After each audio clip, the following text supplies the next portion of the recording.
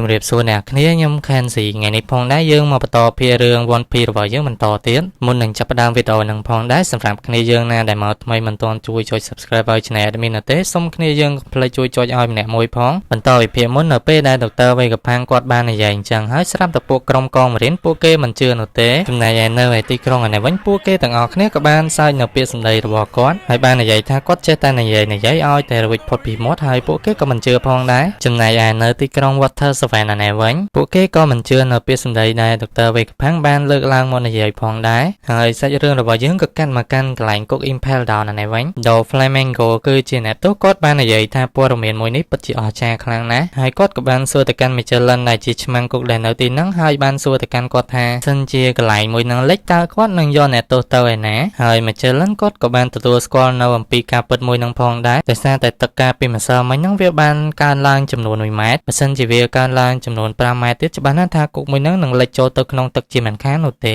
ហើយសាច់រឿងរបស់យើងក៏កាត់មកកាន់កន្លែង Fishman Island នេះវិញព្រះនាងស៊ីរ៉ាហូស៊ីក៏បានសួរទៅកាន់បិតារបស់នាងថាបើសិនជារឿងនេះគឺជារឿងពិតថាតើនឹងមានអ្វីកើតឡើងហើយគាត់ក៏បានតបទៅវិញថាគាត់មិនដឹងនោះទេបើសិនជារឿងពិតមែនច្បាស់ណាស់ថាពួកយើងមិនអីនោះទេដោយសារតែពួកយើងគឺជាមនុស្សត្រីឥឡូវយើងក៏លេងមកកាន់កន្លែងកោះឯកហេតុនេះវិញពួកក្រុមកងមរៀនពិតជាខឹងទៅកាន់ដុកទ័រវេកផាំងខ្លាំងណាស់ទោះបីជារឿងមួយនឹងពិតឬក៏មិនពិតក៏ដោយគាត់មិនគួរនិយាយនោះទេដោយសារតែរឿងមួយនេះអាចនឹងធ្វើឲ្យមនុស្សទូទាំងពិភពលោកពួកគេទាំងអស់គ្នានឹងចលាចលឥឡូវយើងក៏លេងមកកាន់ Fire Eater ទាំង5នេះវិញពួកគាត់ទាំងអស់គ្នាក៏បាននិយាយទៅកាន់គ្នាថាត្រូវតែរកកន្លែងដែលចាប់ផ្សាយរបស់ដុកទ័រវេកផាំងមួយនឹងឲ្យលឿនដើម្បីកំទេចចោលកុំឲ្យគាត់និយាយរឿងច្រើនជាងនឹងតទៅទៀតហើយគាត់ក៏បានប្រាប់ទៅកាន់ប្រជាជនទាំងអស់គ្នាថាឆាប់ឲ្យពួកគេទាំងអស់គ្នាឆាប់ស្វែងរកទៅកាន់កន្លែងទីទួលដែលមានសុវត្ថិភាពទៅហើយបើសិនជាគ្រប់គ្នាមិនជឿមកកាន់គាត់នោះទេហើយនឹងនៅតែបន្តរស់នៅទីកន្លែងដដែលបើណាថាថ្ងៃណាមួយពួកគេទាំងអស់គ្នានឹងលិចចូលទៅក្នុងទឹកជាជាមិនខានហើយសាច់រឿងរបស់យើងកាន់មកកាន់កន្លែងក្រមរបស់ណាមីណែវិញពួកគេទាំងអស់គ្នាកំពុងតែខិតខំប្រឹងប្រែងដើម្បីប្រយុទ្ធតស៊ូជាមួយនឹងអត្តាសាធារណៈខ្លាំងមែនតាននិយាយពីថាម្នាក់ខំប្រឹងវាប្រហារទៅកាន់គាត់ខ្លាំងណាស់ក៏ប៉ុន្តែមើលទៅកាន់គាត់ដូចជាមិនអីនោះទេបានតែត្រឹមធ្វើអត្តាសាធារណៈគាត់កាន់តែខឹងខ្លាំងជាងមុនតែប៉ុណ្ណោះបន្ទាប់មកគាត់ក៏បានប្រើជើងរបស់គាត់ដើម្បីបញ្ចូលគ្នាហើយក៏បានបើកការវិវហារទៅកាន់ពួកគេវិញដែលធ្វើឲ្យគ្រប់គ្នាខ្ទាតឡើងប៉ាណាប៉ាណៃតែម្ដងក៏ប៉ុន្តែនៅពេលដែលពួកគេធ្លាក់មកវិញពួកគេទាំងអស់គ្នានឹងមិនមានគ្រោះថ្នាក់នោះទេដោយសារតែ Robin នាងបានប្រើដៃរបស់នាងដើម្បីធ្វើជាសំណាញ់ដើម្បីទ្រទៅកាន់ពួកគេទាំងអស់គ្នាបន្ទាប់មកអត្តាសាធារណៈគាត់ក៏បានរត់ទៅយ៉ាងលឿនដើម្បីសម្ដៅទៅកាន់ណាមីហើយនាងពិតជាភ័យខ្លាំងណាស់ក៏ប៉ុន្តែគាត់រត់ទៅនឹងមិនមែនដើម្បីវាយប្រហារទៅកាន់ពួកគេនោះទេគាត់រត់ទៅនឹងដើម្បីរត់ទៅកាន់ខាងលើដើម្បីកំទេចកន្លែងចាក់ផ្សាយរបស់ Dr. Vega ផាំងចោលហើយមិនបានយូរនោះទេអត្តាសាធារណៈគាត់ក៏បានធ្វើដំណើរទៅដល់កន្លែងមួយនឹងផងដែរហើយគាត់ក៏បានសម្លឹងមើលទៅកាន់ពលឺអ្វីម្យ៉ាងនោះទេមើលទៅវាដូចជាដុំភ្លើងមួយអញ្ចឹងចំណែកដុំភ្លើងមួយនឹងផងដែរគេហៅឈ្មោះវាថា Mother Flame ហើយមិនចាំយូរនោះទេអត្តាសាធារណៈគាត់ក៏បានដើរសម្ដៅទៅកាន់កន្លែងខ្យងដែលជាកន្លែងដែលចាក់ផ្សាយរបស់ Dr. Vega ផាំងមួយហ្នឹងនៅពេលដែលគាត់កំទេចទៅកាន់វាហើយគាត់ពិតជាមានការភ្ញាក់ផ្អើលខ្លាំងណាស់ដោយសារតែខ្យងមួយហ្នឹងវាមិនមែនជាខ្យងដែលសម្រាប់ចាក់ផ្សាយវីដេអូរបស់គាត់នោះទេឥឡូវយើងក៏លេងមកកាន់ខាងក្រៅឯនេះវិញនៅពេលហ្នឹងដែរមនុស្សយន្ត Amet វាបានដើរទៅកាន់ខាងមុខក៏ប៉ុន្តែមិនដឹងថាវាដើរទៅទីណានោះទេស្របពេលជាមួយគ្នា Luffy កំពុងតែរត់គេចអំពីអត្តារូបរាងដែលជាជ្រូកព្រៃផងដែរចំណែកឯ Dr. Vega ផាំងឯនេះវិញគាត់ត្រៀមខ្លួននឹងនិយាយរឿងអំពីការ800ឆ្នាំទៅ900ឆ្នាំកាលពីមុនហើយអ្នកដែលកំពុងតែស្ដាប់អំពីការផ្សាយរបស់ Dr. Vega ផាំងហ្នឹងក៏មានអ៊ីមូម្នាក់ផងដែរដែលកំពុងតែស្ដាប់គាត់ហ្នឹងចំណែកឯពួកក្រុម Celestial Dragon ឯនេះវិញពួកគេក៏បានស្ដាប់អំពីការផ្សាយរបស់ Dr. Vega ផាំងផងដែរហើយគាត់ក៏បានប្រាប់ថាគាត់ធ្លាប់សិក្សារៀនសូត្រអំពីភាពទទេស្អាតនៃ100ឆ្នាំនៃ Apocalypse ចំណែក Edison ឯនេះវិញគាត់បានដើរទៅបើកជាមួយនឹង Usman អ្វីម្យ៉ាងនោះទេដើម្បីបង្កើតពពកចំណែកឯ Dr. Vega ផាំងគាត់ក៏បានបន្តនិយាយទៀតថាប្រវត្តិសាស្ត្ររយៈកាលពី8ទៅ900ឆ្នាំហ្នឹងគឺត្រូវបានគេដកចេញហើយមិនឲ្យពួកយើងទាំងអស់គ្នាបានសិក្សារៀនសូត្រនោះទេហើយខ្ញុំក៏សូមនិយាយអំពីបរិះកាលពី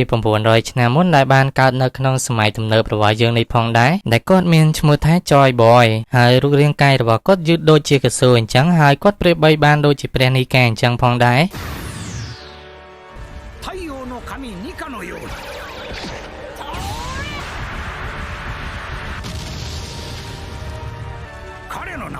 ジョイボーイ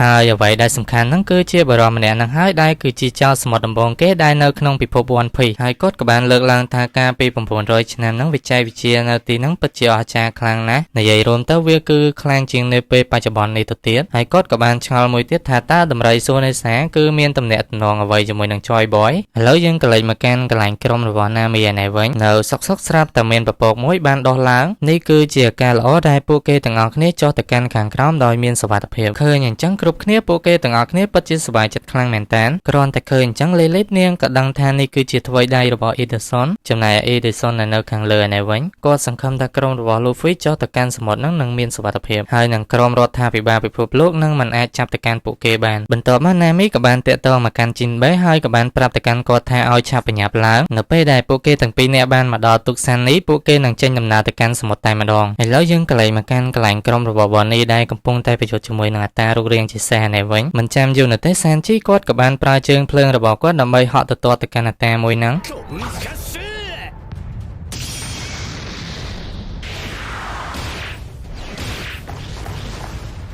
ក៏ប៉ុន្តែនៅពេលដែលគាត់វាយប្រហារទៅកាន់ Sanji វិញ Sanji ដេកស្អាតហើយបន្ទាប់មក Bonnie ជាមួយនឹងយៈពីរនាក់ទៀតពួកគេទាំង3នាក់ក៏បានបើកវាយប្រហារទៅកាន់អត្តាមួយហ្នឹងក៏ប៉ុន្តែគ្មានអង្គើអីបានតិចនោះទេដល់ពេលគាត់រើវិញខ្ទាតឡើងខ្ចាត់ខ្ចាយឃើញអាការល្អអញ្ចឹងគាត់ក៏បានដកដាវរបស់គាត់ដើម្បីសម្លាប់ទៅកាន់ Bonnie ចោលមើលទៅកាន់ស្ថានភាពរបស់នាងនៅពេលនេះផងដែរមើលទៅនាងដូចជាមិនរួចជីវិតនោះទេក៏ប៉ុន្តែពិតជាសំណាងល្អខ្លាំងណាស់ដែល Frankie លឿនហើយគាត់ក៏បានហក់ទៅជួយនាងតាន់កុំអី Bonnie ចេះរយបានហើយនៅពេលហ្នឹងផងដែរអត្តាហ្នឹងក៏លែងរវីរវល់ជាមួយនឹងក្រុមរបស់ Bonnie ហើយគាត់ក៏បានរត់ចាក់ចេញពីទីកន្លែងមួយហ្នឹងហើយគាត់ក៏បានប្រើដាវរបស់គាត់ដើម្បីកំទេចកន្លែងដែលដុកទ័រ Vegapunk កំពុងតែចាក់ផ្សាយមួយហ្នឹងដែលធ្វើឲ្យពួកក្រុមមនុស្សសេរីភិមបានធ្លាក់ចុះជាច្រើនអ្នកក៏ប៉ុន្តែការផ្សាយរបស់ដុកទ័រ Vegapunk គាត់នៅតែបន្តធម្មតានោះទេឥឡូវយើងក៏លេចមកកាន់កន្លែងយកឯនេះវិញនៅពេលដែលនាងគិតចុះគិតឡើងនាងទើបដឹងថាអា monitor ដែលដុកទ័រ Vegapunk កំពុងតែចាក់ផ្សាយហ្នឹងគឺនៅក្នុងមនុស្សយន្ត Elmet ហើយមិនចាំយូរនោះទេនាងក៏បានប្រាប់ព័ត៌មានមួយហ្នឹងដើម្បីប្រាប់ទៅកាន់ Fire Elder ទាំង5នាក់ហ្នឹងចំណែកឯមនុស្សយន្ត Elmet ឯនេះវិញបើទោះបីជាកំភ្លើងធំរបស់កងមរីនបាញ់សន្ធប់ទៅកាន់វាខ្លាំងប៉ុណ្ណាក៏ដោយក៏ប៉ុន្តែវានៅតែដំណើរការទៅកាន់ខាងមុខរបស់វាបន្ត